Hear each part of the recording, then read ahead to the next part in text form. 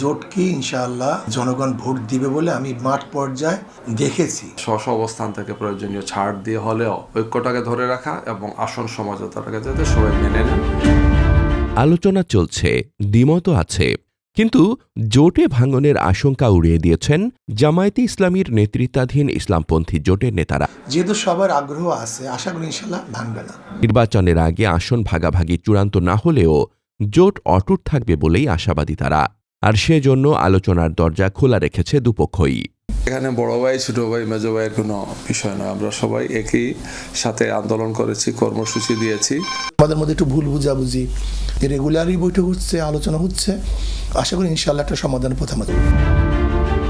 ইসলামপন্থী দলগুলোর ভোট একত্র করার লক্ষ্য নিয়ে গত সেপ্টেম্বরে আত্মপ্রকাশ করে ৮ দলীয় জোট। নির্বাচন সামনে রেখে গণভোট সহ ৫ দফা দাবিতে বিভাগীয় সমাবেশ ও ধারাবাহিক কর্মসূচিও পালন করে দলগুলো।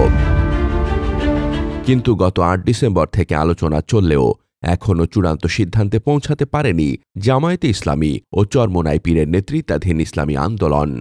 তাই সময় ও সমঝোতার অভাবে দুই দলই প্রায় ৩০০ আসনে আলাদাভাবে মনোনয়নপত্র জমা দিয়েছে। এই দর কষাকষির মধ্যেই নতুন করে জোটে যুক্ত হয় এনসিপি, এলডিপি ও এবি পার্টি। ইসলামী আন্দোলন মনে করে শরিকদের সঙ্গে আলোচনা করেই এসব দলকে জোটে নেওয়া উচিত ছিল। তবে নির্বাচনের আগে এমন মতভেদ স্বাভাবিক এবং আলোচনা চলছে, সমাধানও হবে বলে আশাবাদী দুপক্ষ। আমাদের টার্গেট থাকবে যে আমরা এমন করে সিলেকশন করব আসনগুলো, প্রার্থী এমন করে দেব যে তিনি যাতে এখানে উইন করতে পারে। খুব শীঘ্রই আসন বন্টন চূড়ান্ত হবে।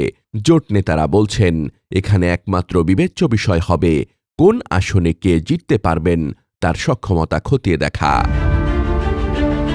অর্থাৎ দ্বিমত থাকলেও জামায়াতে ইসলামীর নেতৃত্বাধীন জোট ভাঙছে না, বরং শেষ পর্যন্ত সমঝোতার মাধ্যমেই ইসলামপন্থী দলগুলো নির্বাচনী মাঠে থাকবে, এমন প্রত্যাশার কথাই জানিয়েছেন ইসলামপন্থী নেতারা।